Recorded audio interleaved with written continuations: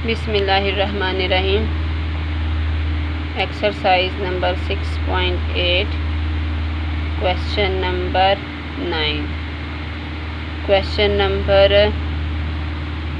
8 and 9 ये दोनों similar हैं।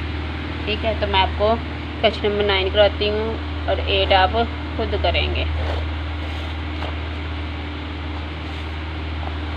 क्वेश्चन नंबर 9 में क्या कहते हैं, if y is equal to this and x जो है वो 0 से बड़ा है लेकिन 3/2 से लेस है, फिर आपने शो करना है कि x जो है वो इसके बराबर आ जाता है। यानी कि आपने इस दो इंफॉर्मेशंस को यूज़ करते हुए मुझे आपने क्या कैलकुलेट करना है कि x जो है वो इस एक्सप्रेशन के इक्वल आ जाता है। मालूम करते हैं।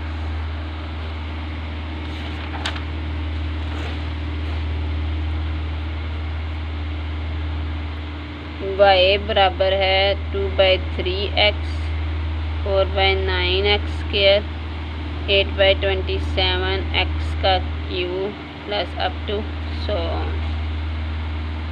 ज्योमेट्रिक सीरीज़ है, देखने से पता चल रहा है a1 की वैल्यू 2/3x है और r कैसे कैलकुलेट कर सकते हैं, this divided by this 4/9x² over 2/3x। Double fraction आ गई है तो टर्म्स जो हैं वो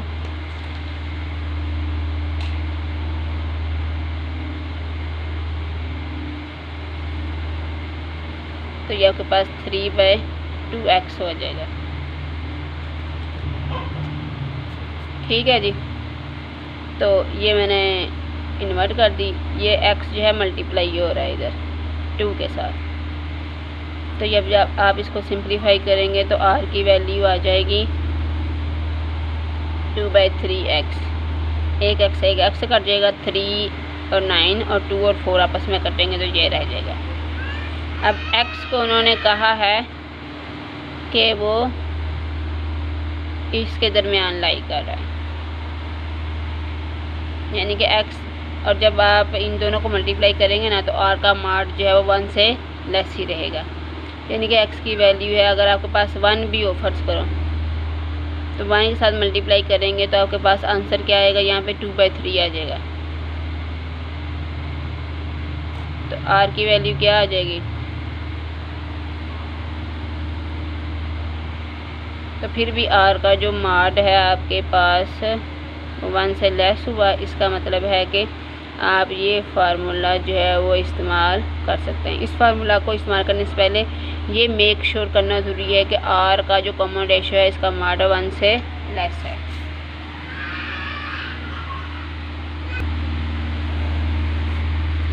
अब ये फार्मूला यूज़ करते हैं। a1 की वैल्यू क्या है आपके पास,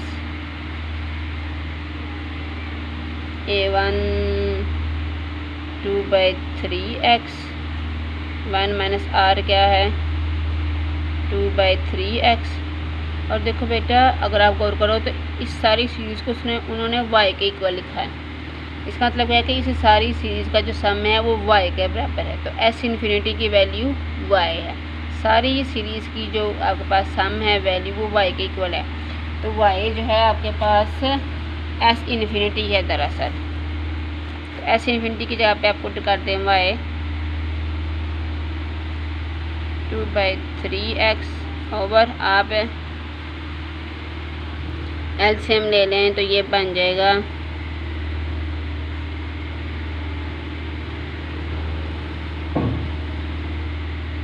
इन्वर्ट कर दें,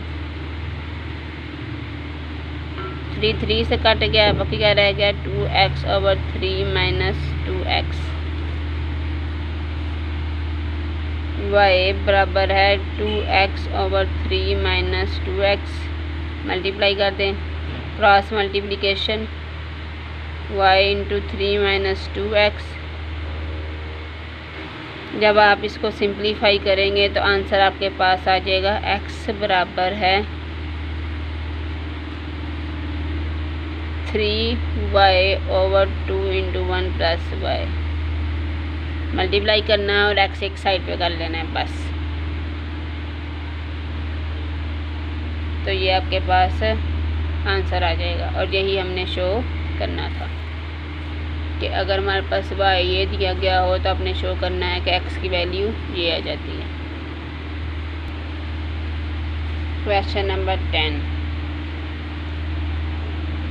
क्वेश्चन नंबर 10 और 11 ये सिमिलर हैं, तो 10 करवा देती हूँ, 11 आपने खुद करना है। स्टेटमेंट क्या है?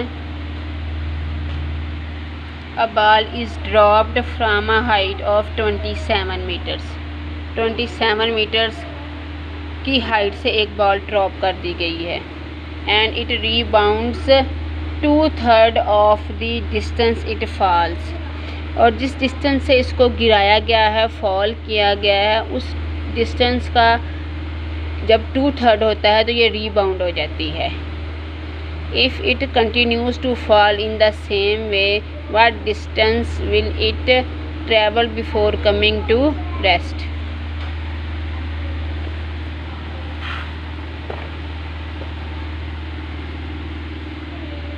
ये आपके पास बॉल है और इसको ड्रॉप किया गया है, ये ग्राउंड है। इसको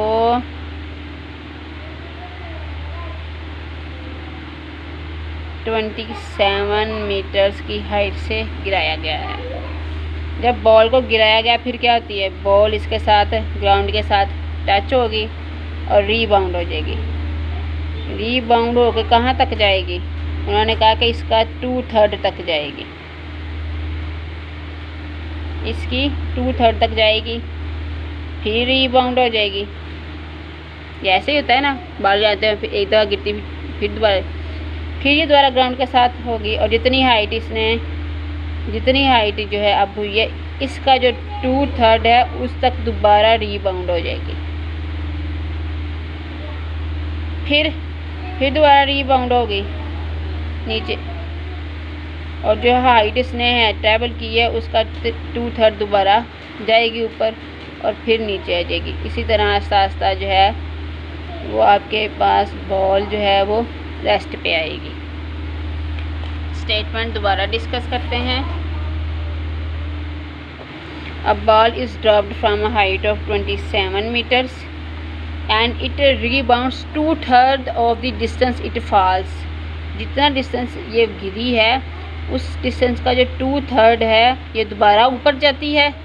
ये देखें 1 2 3 हिस्से किए मैंने इस डिस्टेंस के, इसका 2/3 जो है वो यहाँ तक है, ये दोबारा जाएगी, फिर ये फॉल कर जाएगी।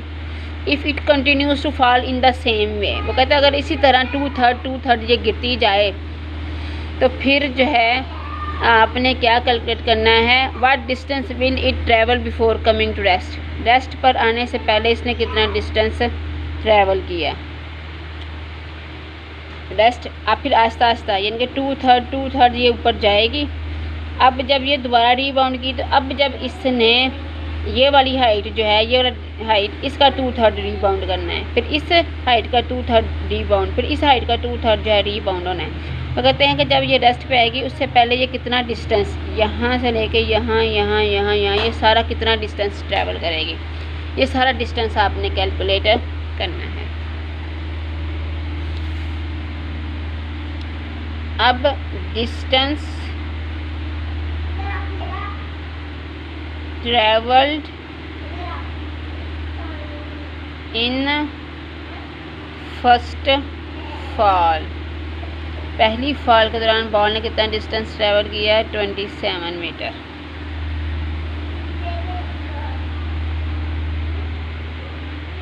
हाइट ऑफ फर्स्ट रीबाउंड, ये जो फर्स्ट रीबाउंड हुई है इसकी हाइट क्या होगी, ये उन्होंने बताया है कि जितना ये फॉल किया उसका 2/3 है, ये 2/3 ऑफ जितना ये फॉल किया है कितना है 27 मीटर। तो ये आपके पास आंसर आ जाएगा 18 मीटर। ये आपके पास फर्स्ट रीबाउंड हाइट है। सेकंड रीबाउंड हाइट, ये सेकंड रीबाउंड हाइट है।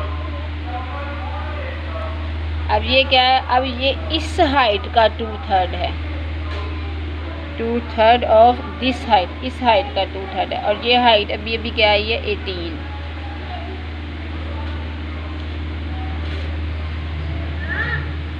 थर्ड रीबाउंड हाइट, वो इस सेकंड हाइट का 2/3 होगी। सेकंड हाइट क्या है, ये 12, इसका 2/3 होगी।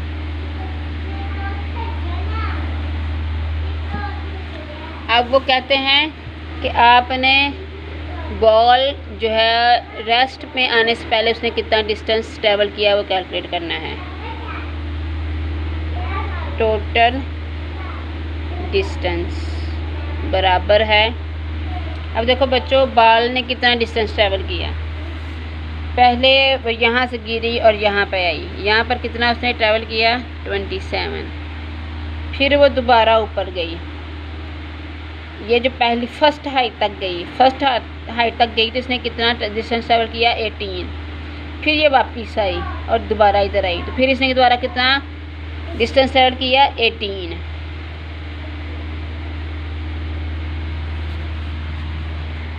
फिर ये दोबारा इस हाइट तक गई। अब ये हाइट कितनी है, सेकंड रीबाउंड की 12, इसने 12 मीटर ट्रैवल किया। फिर जो दोबारा ये नीचे आई तो फिर दोबारा इसने 12 मीटर कैलकुलेट किया, तो इसने 2 दफ़ा 12 मीटर जो है वो ट्रैवल किया। फिर थर्ड रीबाउंड की दफ़ा ये पहले ऊपर गई और थर्ड हाइट 8 मीटर तक गई, फिर ये 8 मीटर नीचे आई, 2 दफ़ा 8 मीटर इसने ट्रैवल किया। ये क्या बन गया, 27 + 2, 2 कॉमन ले लिया, 18 + 12 + 8 + अप टू 100। अब ये आपके पास ज्योमेट्रिक सीरीज़ बन गई है जिसमें A1 क्या है, 18 और R क्या है, 12/18 विच इज़ इक्वल टू, और ये आपके पास 1 से लेस है। इसका मतलब है कि इस ज्योमेट्रिक सीरीज़ की कॉमन रेशो 1 से लेस है, तो इसका इन्फिनिट ज्योमेट्रिक सम एग्जिस्ट करता है और उसका फार्मूला क्या है, पुट कर दो। ये 27 ऐसे ही रहेगा, 2 ऐसे ही, ब्रैकेट के अंदर ज्योमेट्रिक सीरीज़ है, उसके ऊपर ये फार्मूला अप्लाई करेंगे। A1 की वैल्यू क्या है, 18, 1 - R की वैल्यू क्या है, 2/3। और जब आप इसको सिंप्लीफाई करेंगे तो आंसर आएगा 135 मीटर। क्वेश्चन की स्टेटमेंट उम्मीद है आपको समझ आ गई होगी।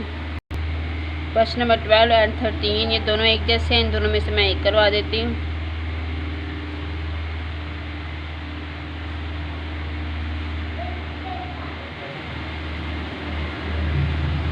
y दिया गया है, if y is equal to 1 + 2x + 4x का स्क्वायर + 8x का cube, show that x is equal to y - 1/2y, जैसा क्वेश्चन नंबर 9 में किया है।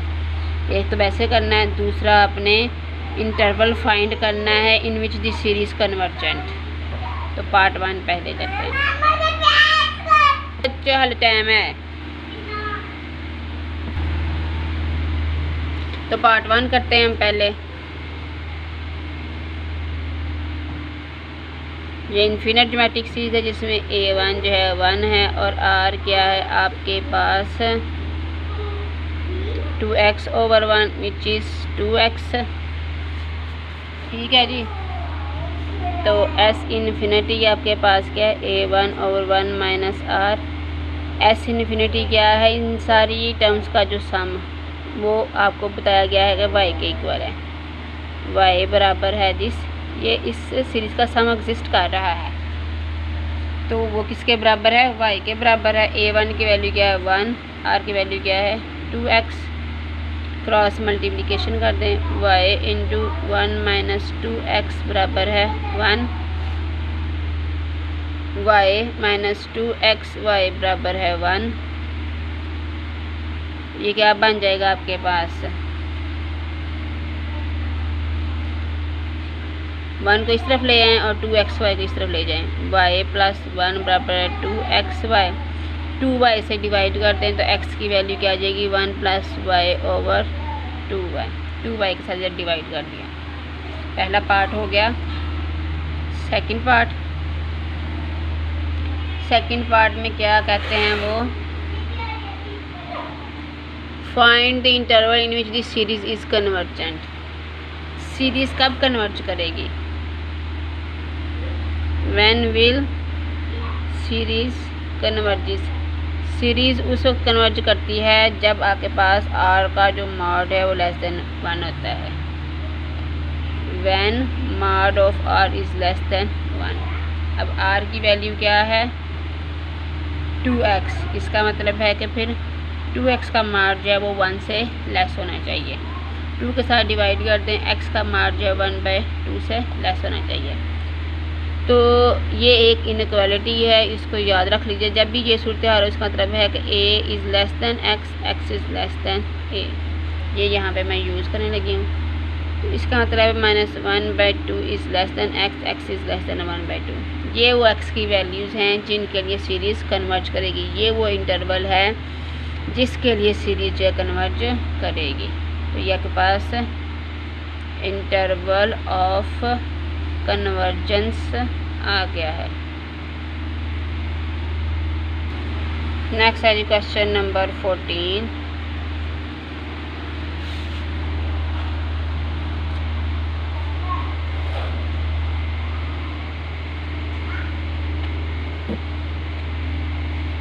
The sum of an infinite geometric series is 9 and the sum of the squares of its term is 81/5 to find the series।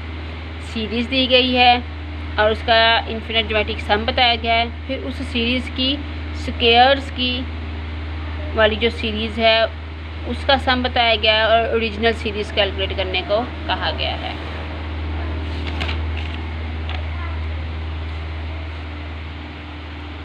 Late a1 be the first term and r the common ratio। तो फिर series क्या होगी, a1 plus a1r plus a1r का square a1r का cube up to so on. अब given क्या है हमारे पास कि जो इन्फिनिट सम है वो हमारे पास है 9। तो s infinity is equal to a1/1 minus r, values put कर दो। ये है 9। फर्स्ट टर्म आपके पास क्या है, a1 और r जो है वो r ही है। मल्टीप्लाई कर दो, 9 into 1 minus r is equal to a1, call this number 1। अब series of sum of squares, इस सीरीज़ की टर्म्स की स्क्वायर्स सम वाली सीरीज़, वो सीरीज़ आ जाएगी a1 का स्क्वायर, a1 का स्क्वायर r का स्क्वायर, इसका स्क्वायर a1 का स्क्वायर r4, इसका स्क्वायर क्या आ जाएगा, a1 का स्क्वायर r6। और गिवन क्या है कि इस सीरीज़ का जो सम है आपके पास वो किसके इक्वल है, 81/5 के इक्वल है। फार्मूला पुट कर दें,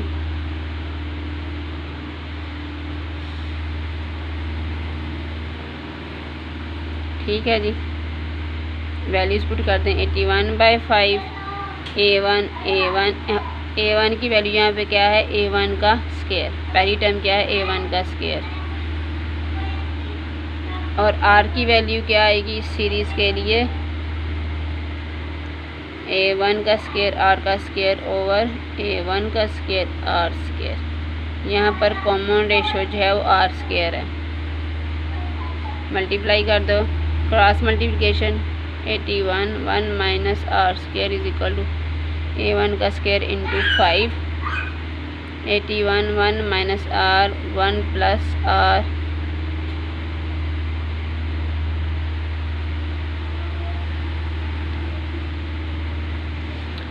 और यह 5 A1 का स्क्वायर। यहाँ पर से A1 की वैल्यू पुट करते हैं, वो किसके बराबर है 5 9 1 माइनस आर का होल स्क्वायर। तो ये क्या बन गया 81 1 माइनस आर 1 प्लस आर 5 9 का स्क्वायर 81 और 1 माइनस आर का स्क्वायर 81 से कट गया, 1 माइनस आर जो है वो 1, 1 माइनस आर से कट गया तो क्या रह गया यहाँ पे 1 प्लस आर 5 1 माइनस आर। ये जो स्क्वायर है ये 2 है ना, तो इनमें से जो एक है वो इसके साथ कट गया तो ये भी ख़त्म और ऊपर से स्क्वायर भी ख़त्म, सिर्फ ये रह गया।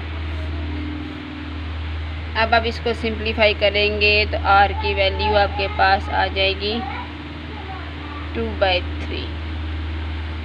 आर की वैल्यू आ गई है। अब मैंने A1 की वैल्यू निकालनी है। आर की इस वैल्यू को मैं इस इक्वेशन में पुट करूँगी। पुट R इज इक्वल 2/3 इन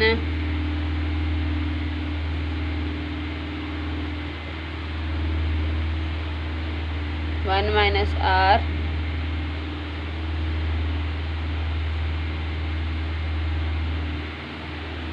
यहाँ पुट कर दिया। सिंपलीफाई करेंगे तो A की वैल्यू आ जाएगी 3, A1 की वैल्यू 3 आ गई है, R की वैल्यू 2/3।